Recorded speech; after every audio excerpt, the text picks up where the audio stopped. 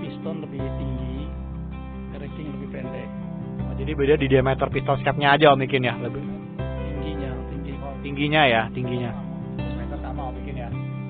Oke, jadi beda cuma itu aja tuh di diameter di tinggi skep yang bedanya, skep piston itu. Terus kalau misalnya yang udah terlanjur nih, karena kan ranking pun harga barang-barangnya udah menggila sekarang ya. Apalagi semenjak harga motor naik itu makin mahal barang-barang atau dongkrak juga ikut naik lah, efek domino efek itu. Terus kalau misalnya yang udah terlanjur kayak beli karbu PE aftermarket yang mereknya tuh bukan nggak jelas tapi nggak ada mereknya lah, kita nggak kurang terkenal mereknya. Nah itu kalau kata Om Ikin kalau PE tuh rekomendasi sih soal untuk PE nih yang udah kepala terlanjur beli, apakah mereka harus buang karbunya atau ganti lah? Terus terang aja ya, selama saya pakai RG, kalau pakai karbu PE di RG itu belum pernah dapat settingan enak. Makanya saya nggak rekomen kalau buat RG pakai PE. Jadi kalau RG yang udah beli PE nggak, jangan ya. Lebih bisa nyeting karbu PE di RG ya monggo silakan. Kalau saya sih sejauh ini belum pernah dapat. Jadi yang udah terlanjur beli PE itu kalau kata Om Ikin itu bukan nggak bisa disetting, tapi selama Om Ikin pengalaman setting motor RG dengan karbu PE, dia cukup sulit buat bagian settingannya. Jadi mungkin untuk karbu PE nih Sun saya bakal interview Giovanni ya, karena Giovanni udah pernah pakai PE. Di luar PE juga mungkin dia udah yang lain-lain kayak karbu Scarlett atau apalah itu yang udah pernah. Jadi sama Giovanni kita bakal reviewnya. Mungkin kalau di Om Ikin kita lebih ke arah original Om Ikin ya dibanding ke arah substitusi kalau gitu Om Ikin ya. Betul. Ke arah yang nggak balap lah. Jadi lebih ke arahnya yang standar aja. Kalau kata balapan mobil itu natural aspirated namanya, NA. Oke, terus ini Om Ikin, ada lagi nih.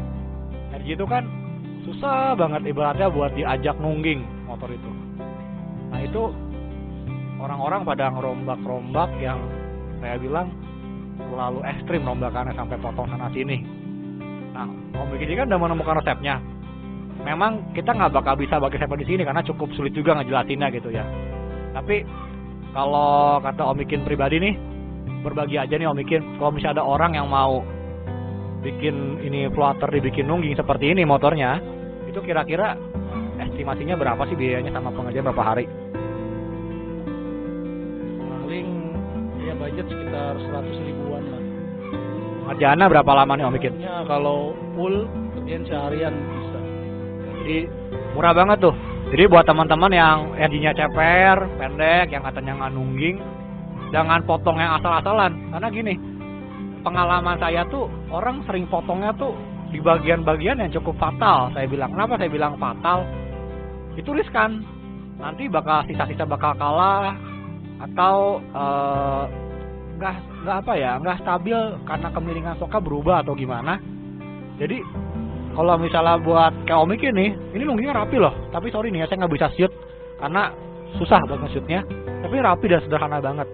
Dan itu murah, cuman 100 ribu rupiah aja. Bukannya promosi ya, tapi memberikan solusi. Sekali lagi, ini saya bukan promosi, tapi memberikan solusi. Karena kejadiannya itu banyak orang-orang yang dia benerin RG, udah keluar duit banyak, tapi hasilnya tuh ya saya bilang biasa aja, B aja. Sayang gitu loh. Lebih baik kan kita cari yang murah. Murah udah pasti kita harus dapat yang murah karena itu demi menghemat biaya. Tapi nggak murahan di sini. Ada kualitas yang bisa kita banggain dan juga bisa dipertanggungjawabkan lah dari hasil karyanya itu. Terus oke, lanjut nih Om Ikin. Kampas kopling nih ya. Saya mau ngebut kampas kopling. Kampas kopling RG itu kan banyak persamaannya, kita ketolong banget di sini. Ada FU, ada Thunder, ada GP, ada 25, ada TS. Bahkan sama Moge pun sama GSX 400 sampai yang 1200, tapi yang model lama. Terus dari kampas kopling nih Om Ikin, kalau misalnya RG nggak ada, Om Ikin lebih prefer kemana sih kampas kopling itu? Apa ke racing? Apa tetap sebisa mungkin standar? Tapi kalau misalnya seumpama nih, standarnya nggak ada lah, karena kita jabat standar ya, susah standar itu. Yang nggak ada yang mendekati lah, apa RM atau gimana, kan mana banyak persamaannya. Ya kalau untuk hemat di kantong ya pakai FU.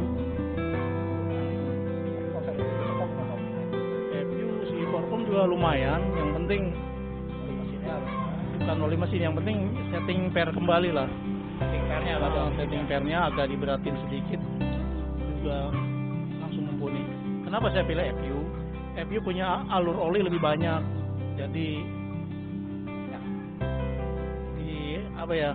jadi nggak cepat angus kanvasnya.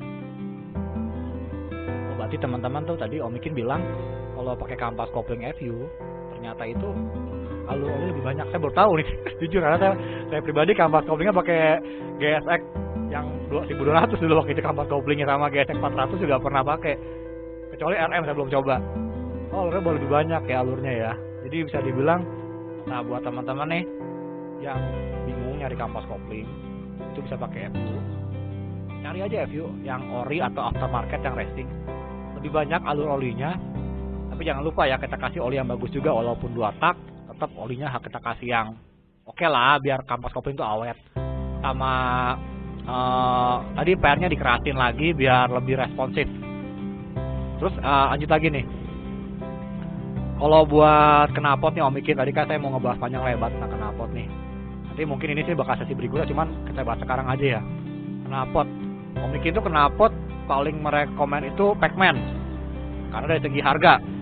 Terus dari faktor harga nih Om Ikin, secara performa dan lain-lainnya, itu kenapa sih yang paling direkomend itu Pacman gitu loh? Padahal kan nggak di endorse, nggak dibayar, bahkan sih harus bolak-balik ke sana gitu kan. Apa sih yang jadi faktor penentunya kenapa Pacman itu yang benar-benar diagung-agungkan lah saya bilang di Jakarta gitu ya, ketimbang ini?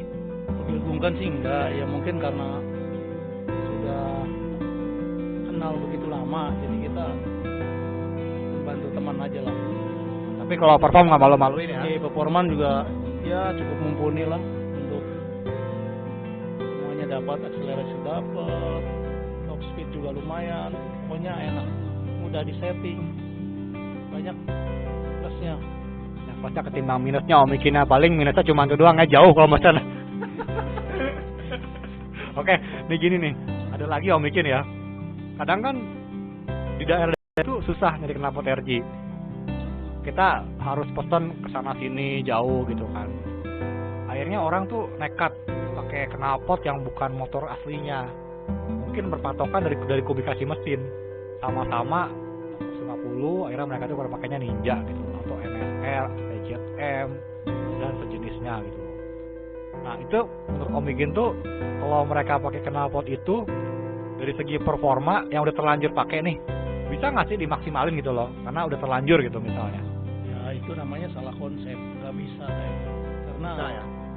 Karena spek mesin RG sama Ninja pun beda jauh. Jadi nggak bisa. Kalau kita mau pakai knalpot Ninja ya kayaknya sih nggak bisa, karena volumenya terlalu besar. Jadi solusinya tetap harus ganti knalpot Om Ikin ya? Iya, betul.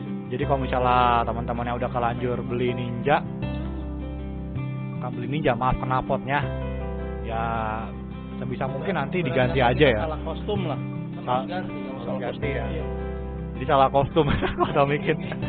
Oh nanti salah konsep menurut saya, salah equipment part lebih tepatnya itu. Oke. Jadi kalau misalnya udah terlanjur teman-teman yang pakai knalpot Ninja, yang emang sayang mesin juga kan, perform nggak dapet, udah beli mahal-mahal.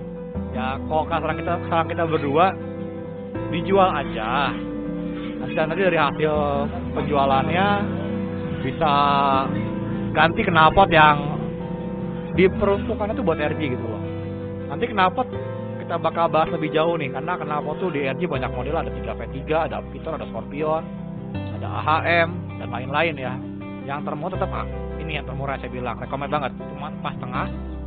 Yang termahal itu ada AHM, ada Yeyepang, cuma 2 sih yang saya tahu, sama Kozi 3, maaf. Selebih-lebihnya saya kurang gitu paham, kayak ada sih pernah Asia Kencana tapi udah jarang. Nanti knalpot kita bakal bahas lebih jauh lagi deh, karena nih perlu orang-orang yang memang lebih berkompeten dibanding saya buat ngebahas ini. Nah terus ini apalagi ya mengenai RG nih Om Ikin.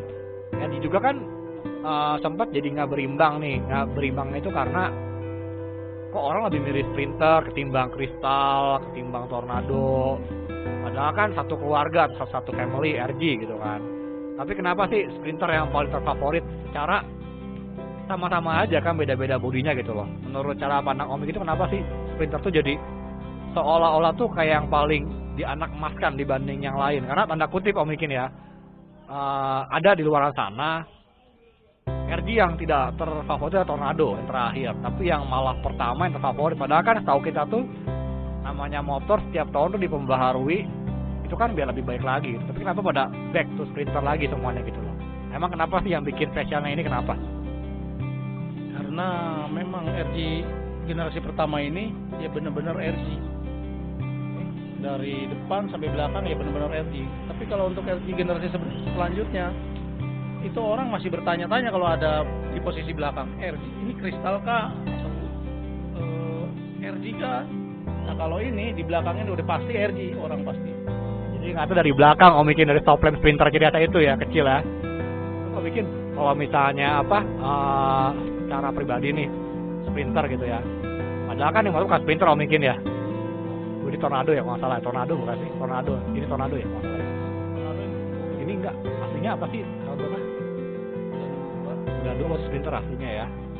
Tornado yang terakhir. Terus Om bikin, berarti kalau misalnya Om bikin Sprinter tuh, kalau mau Om bikin nih dari orang-orang yang udah kepalang ke kristal, Tornado gitu loh, motivasinya apa nih buat mereka nih Om bikin?